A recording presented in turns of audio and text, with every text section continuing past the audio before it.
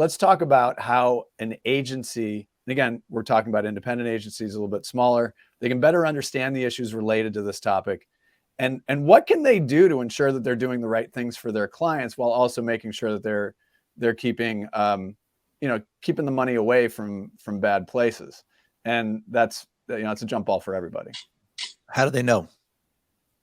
So There's no bad places chart. There's no, I mean, I've just came off of a campaign where, we produced a thing that went out into the world.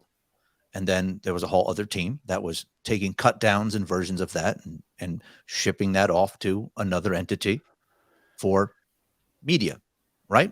We have no idea where that goes. We didn't sit down and look at a chart. It used to be once upon a time, you would look at this flight and you'd have this whole list of here's all the sites and here's all the things. That got less and less and less. I mean, those were always these exhaustive spreadsheets, but we could, to a degree, know where this stuff was going. Now, literally, we throw it over the fence because why? It's inexpensive, right? It's not going to cut into the margin of the project.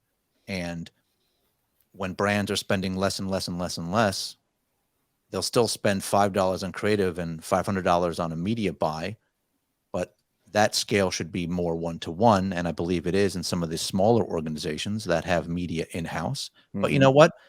It might just be cheaper. It's easier. Lob some stuff over the fence. We don't know really where it's going to go, right? Because it's opaque, as you mentioned, right? And these ad tech platforms, you can even run programmatic with Google. There's a publication recently that switched on programmatic with Google. I know someone who is responsible for that, and they have been swatting flies basically every other day, reporting an ad, reporting an ad, reporting an ad, reporting an ad. Because people are sending screenshots, and I'm also going to some websites with a VPN on and, DuckDuckGo to make sure that I'm not tracked, going to a website, going back to the publication, and basically gaming the system, but proving that, wow, I could, this one site is following me to this other one, and you could take a screenshot here, and this could be spun into an article that says, oh, this publication is running ads from this place. Whoa, that looks pretty bad. And then the individual who I know has to get the URL for the banner and then send it to a thing. And it's a process. It's a manual process. It's SneakerNet, right? It's like take the floppy out and go bring it over to the other computer. That's basically what you have to do. That's so dumb, isn't it? It's so dumb. It's so ridiculous. And Tim and I talk about this sometimes too. The job of an advertiser is so full. You do focus groups, you get design work done.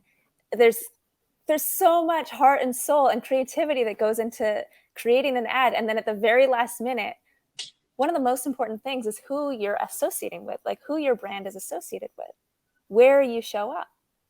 And you just give that to a third party?